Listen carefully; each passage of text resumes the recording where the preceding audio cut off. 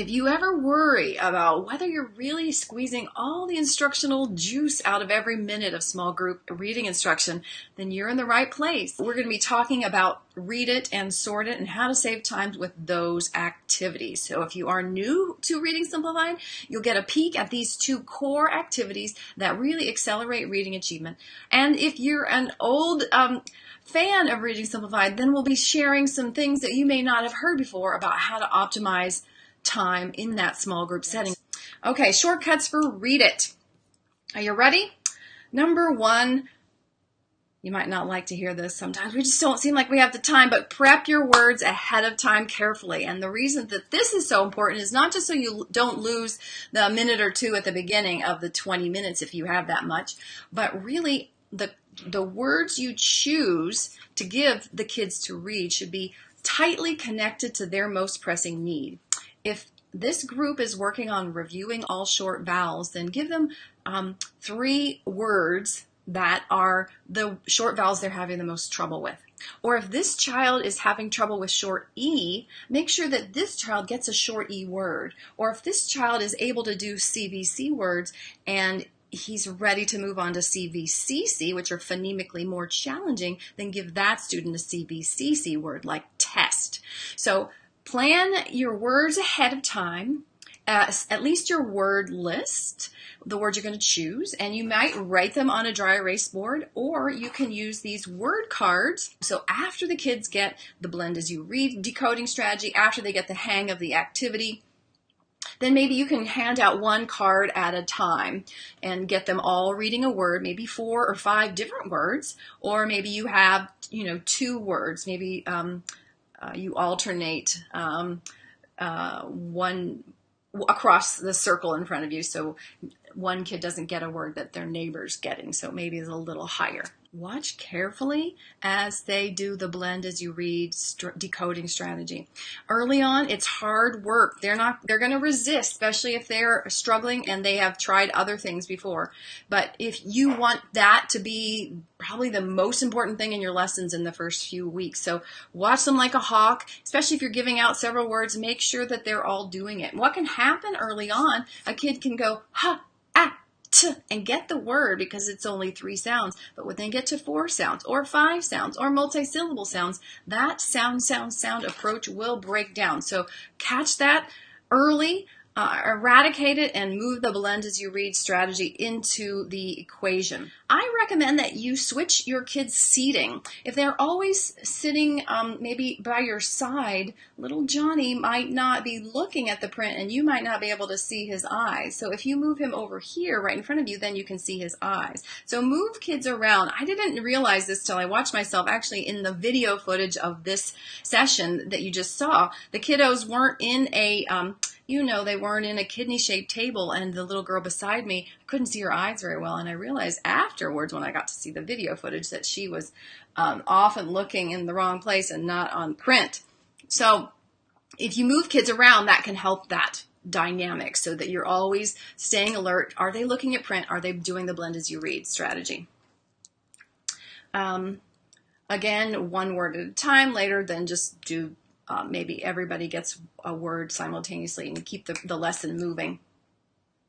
Now, Read It is super powerful, but you don't need to do it forever. So after they get to, as a group, about 70% accuracy with the blend as you read decoding strategy, then drop it and switch to Sort It, which we'll talk about in a second.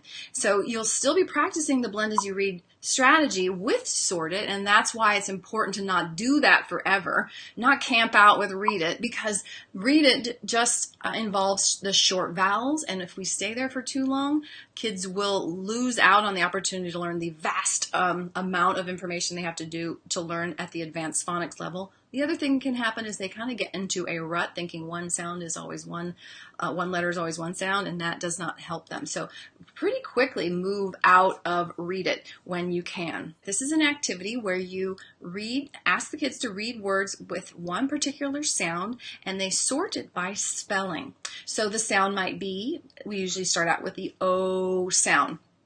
And kids would read the O in go and put it in a different column, or the O in home, or show, or Joe, or note. And that action of reading words by one sound, recognizing that they're all a couple different spellings, and sorting it and writing it and saying it is a powerful way of getting it organized in their brain and learned rapidly. Again, as we did this for Read It, we really have to fixate, especially early on each kid to make sure they're doing the blend as you read, decoding a strategy. Sort it and read it, they fit together so nicely. You're doing the same thing, you're just adding the difficulty of advanced phonics. So still make sure they're doing that blending technique that we talked about. And also, when they start to write, they can get pretty resistant to saying the sound. So try to listen carefully to each child, or maybe stagger your focus. For one word, it's this child, then the next word, it's this child, so that you are making sure that they're writing and saying the sounds. Because when they write sh, o, as they say those sounds, they're making strong linkages between sound and symbol, and that's what it takes to become a good reader. In the Reading Simplified Academy, in this main course right here, we have sorted pages, multiple sorted pages. So for the O sound, you could give this child an O sound sorted page that had this set of words, and then this child could get a different sorted page for a different sorted list. And so you could stagger the pages around your table so that they are not listening to their neighbor. And of course, if you're not a member of our Reading Simplified Academy, then you can just make a word list and give each kid a different set of word lists targeting the high frequency sound and high frequency words. With Reading Simplified, we aim for most kids to learn a new list or a new target sound each week. So kids would spend a week on the O sound and all of its various spellings, doing sorted and related activities, including reading text and rereading text that target the O sound. And then next week, we would go to the E sound and do a week of sorted and reading and rereading on the E sound, and moving up a continuum that we call the streamlined pathway. So they would do O one week, and the next week they would do E, and the next week they would do A, moving up. And so what happens is within 12 weeks on average, they've got most of the advanced phonics they need to be able to attack most English words. And so they're not a master of everything, but they have the tools coupled with the phonemic awareness that you provided through the blend as you read and the switch it activity.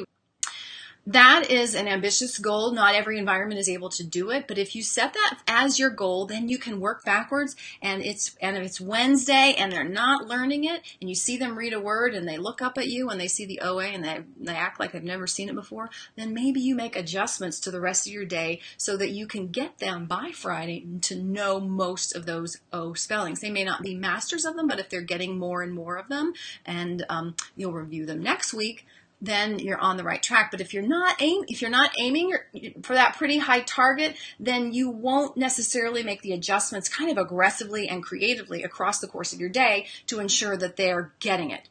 So that's one way to save a lot of time in getting them to grade level more rapidly, just by setting the bar high.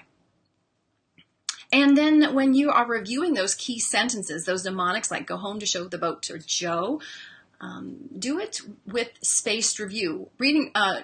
Memory researchers have shown us what a lot of us have probably observed is at first when we're learning something, we want to do it very frequently, like maybe 3 times in one day, and then the next day 3 times. But at some point you want to not do it 2 days in a row, and then see 2 days from now, do they remember the key sentence? And then 3 days from now, do they remember the key sentence? And then 5 days from now. So you kind of spread it out. So to see if the brain is remembering that older information. And the farther back it has to go to recall something, the more it has to work to pull it out of deep memory.